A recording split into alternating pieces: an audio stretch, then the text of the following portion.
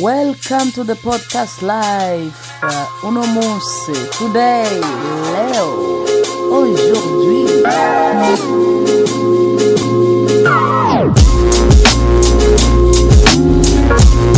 Bon, okay, welcome to the podcast live. Leo tuko na nani? Tuko na SOG.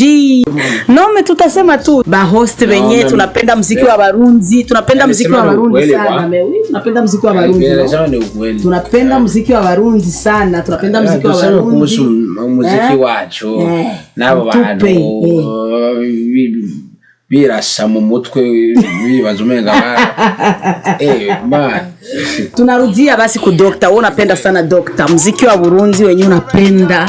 Hivi sema Oleg tunakupatia felicitation, tunapatia felicitation.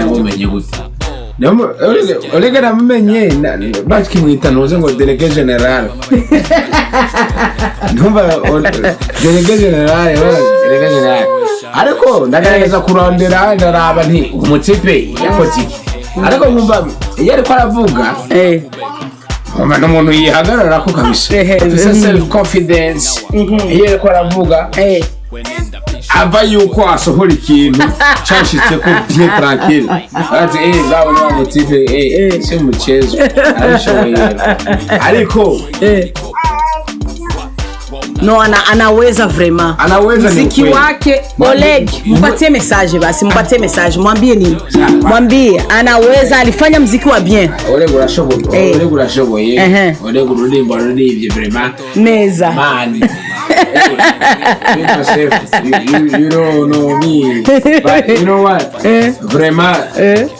Mari birashimishije. Oya vraiment. Ikintu gishimishije kuri yo byose. Nuko tu représentes le 257, non? Yeah. 257. 257. Yeah. 257. Yeah. On est là, represent. Non, vraiment. Ariko kaja kari. Ariko simbi gose. Ivyo bikuko bibandanye kunye. Ugira amajambo ma. Ubite abandi bantu. No, atuka message tuguhaye vraiment Oleg, warabitoye indirimbo wayikoze neza vraiment. Mimi sikukuwa najua zingine nyimbo za Oleg.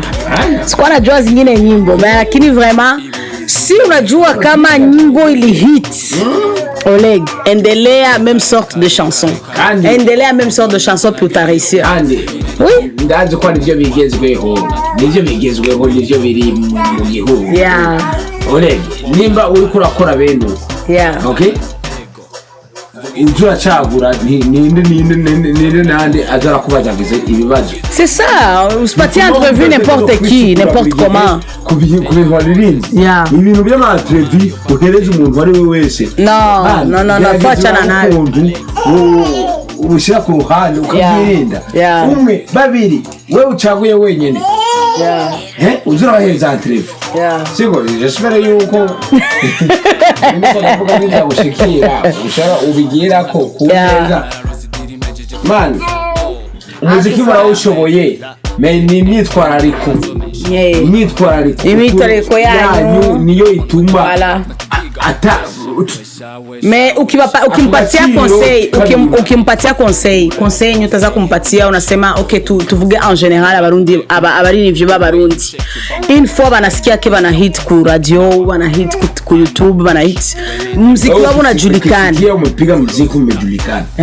Make sure you make another one. And another one. Yeah. Just maneno acha maneno. Niangalie gisi unaona ba artiste ba Barundi gisi bana koga bana haisia. Kuna mimi kuangalia. Oui. Nataka kuangalia. Okay, basi nisikilize basi. Okay, well fine. Nakuuliza ba artiste ba Barundi gisi banafanyaga mahiti, anajisikia kama yeye wote anakuwa artiste wa hatari, anakuwa star. Mais ukiangalia dans la vraie vie même kunyumba akingaliki vraiment ici ikolo mais anajipandisha d'une manière. Comment iko supposé ya kujicomporter? Comment iko supposé ya kujicomporter? Ukubwiza nyukuri. Ngomba kubwiza nyukuri gusa. Okay? Nusohorore ni mu rumwe. data wanjye urakunzwe hanyuma uchukana ngaho unapasua masikio ya watu. C'est ça. Unajiona kama wewe ndo. Yeah.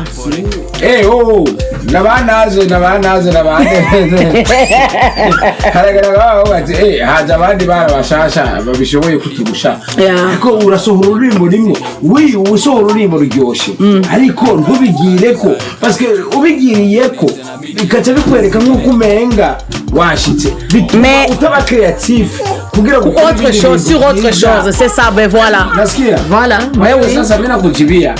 Si nani MB Data wetu ya. MB Data ya.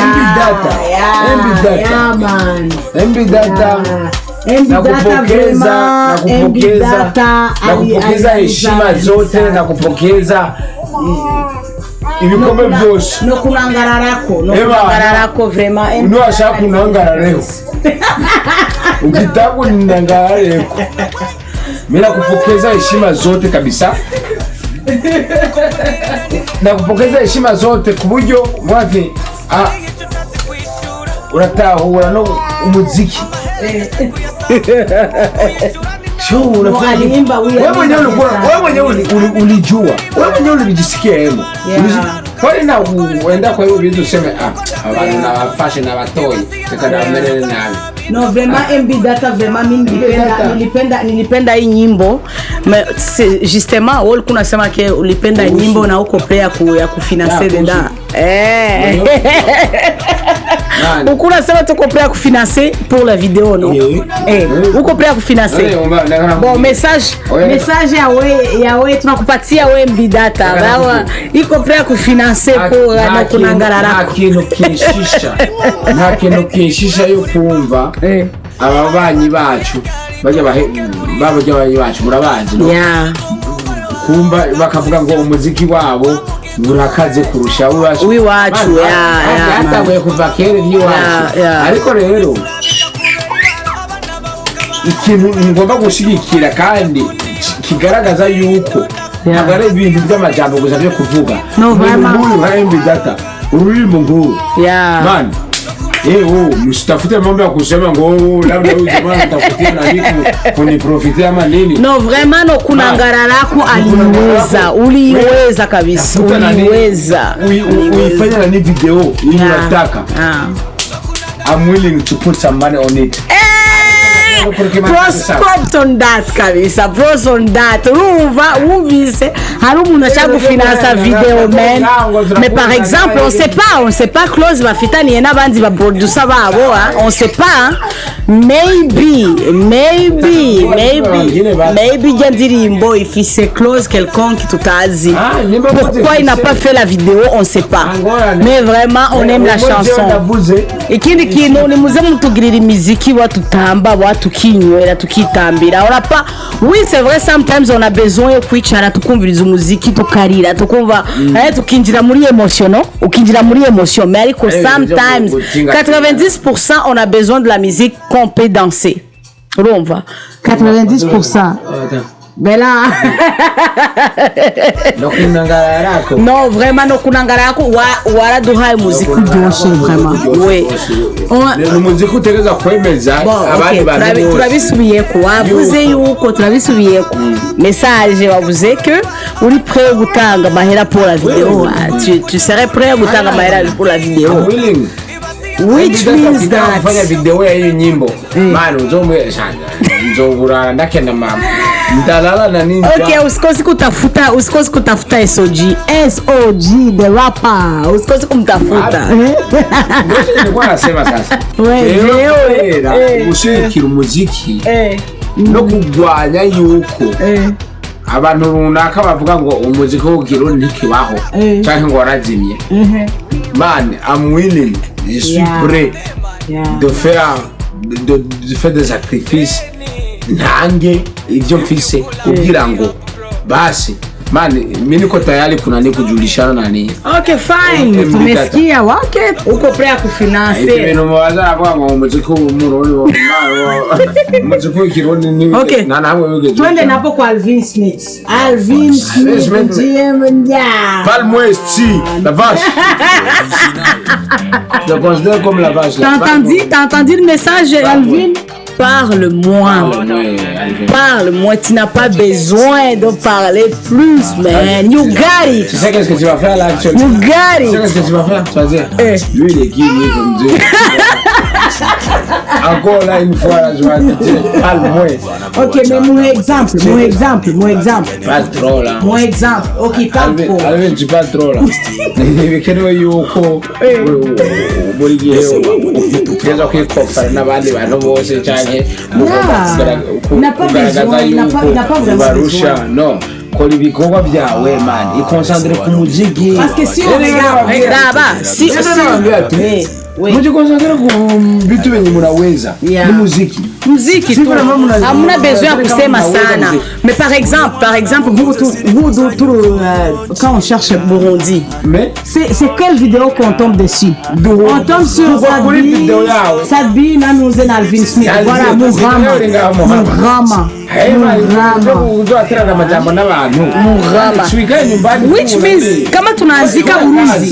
means kama tunaandika Burundi tunampata yeye uko déjà sur moteur et à recherche. Nous vraiment les gens qui ont regardé la vidéo, ce n'est pas juste les boosts. Non. C'est déjà c'est organic views. Ça veut dire qu'il va tout venir balenda kusikiliza. Balenda kutafuta muziki wakausikiliza parce que wanaupenda. Which means vraiment Murama tulipenda. And then félicitations tumuhe sante no? Tumuhe. Is this yellow? It's yellow. Mais Murama vraiment alifanya vraiment bien. Anyway, mais m'expliquer pourquoi alifanya bien. Ulipenda pourquoi? Ururembo warukunze pourquoi? Nuko nyene yatandukanije watandukanije ukuntu imiziki isanzwe ikora mu Burundi. Ururembo ukundi kuri. Non, vraiment c'était différent. Eh oui. Ok, même na ile ingine unajua je sais pas si uko kwa shasikia mimi kwa shasikia ile nani This is Burundi. Ça, ok, on se dit ok. On s'en fout. Mais vraiment, Murama, c'est original. Kandi props to you, Kabi.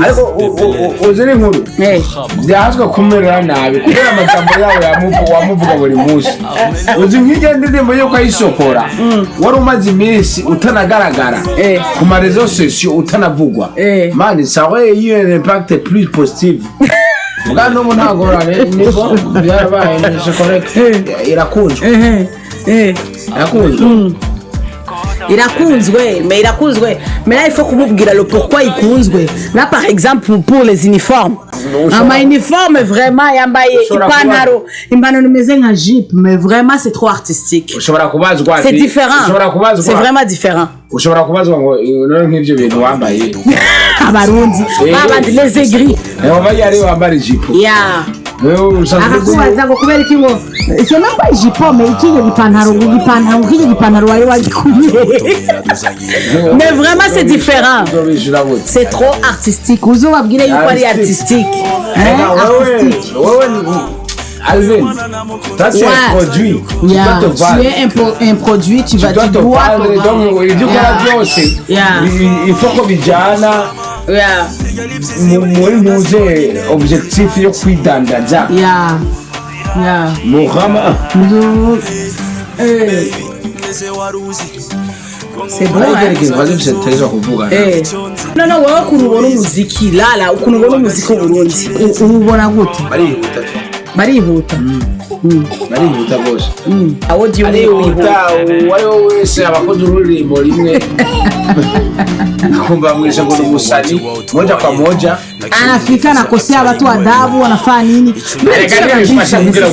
vile vitu vya mabifu c'est quoi le problème vile vitu vya mabifu tu ne peux pas kufanya beef si haikuletei umuntu ashobora je veux dire comment umuntu ashobora kuvuga Burundi akijasikia kama amepiga kananika muzika mmoja hivi anasikilizika le problème ni uko acha yumva ngo c'est ce qui leur même limite yo kubandanya baba creative bakora anapika nani kamziki kama ya tu kamziki kama ya tu unapatikana tunapatikana nasikilizikana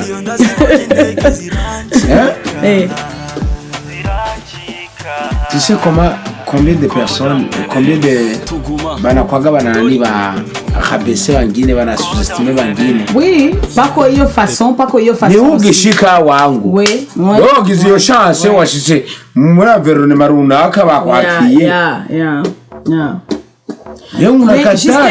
justement moi m'entrevue tenye wanafanyaga j'aimerais que ils nous disent comment ça se passe quand ils vont mon concert genre tulisema quand même tulisema MB Data tulisema Alvin Smith tulisema Oleg donc ces trois artistes vraiment cette semaine non twabavuze nuko nyine hivyo twashaka bashikiriza Oleg n'uyu Alvin babwire no c'est ça, c'est vrai. On n'a pas parlé quand même de la personnalité zap.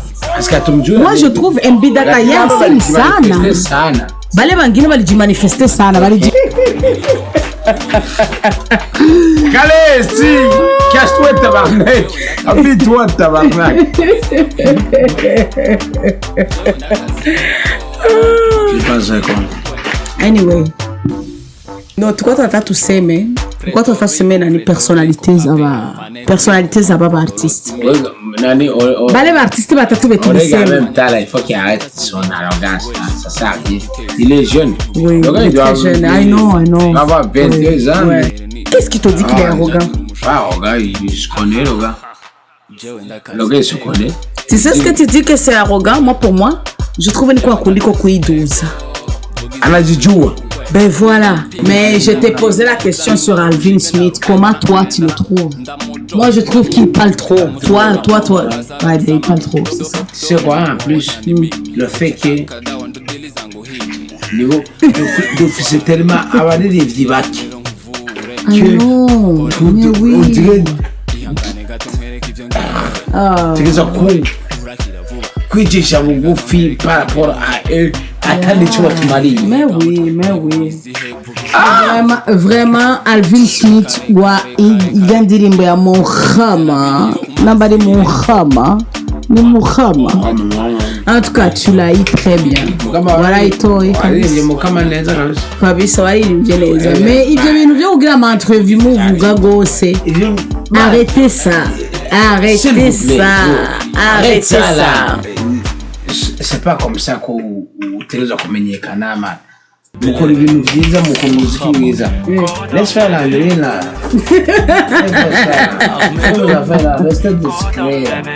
Umuziki mwiza. Jipatie heshima wa. Uritanga partout. C'est la promotion Gize. Quand des promotions à Gize eu musique, on sait pas s'il a fait la promotion ou pas.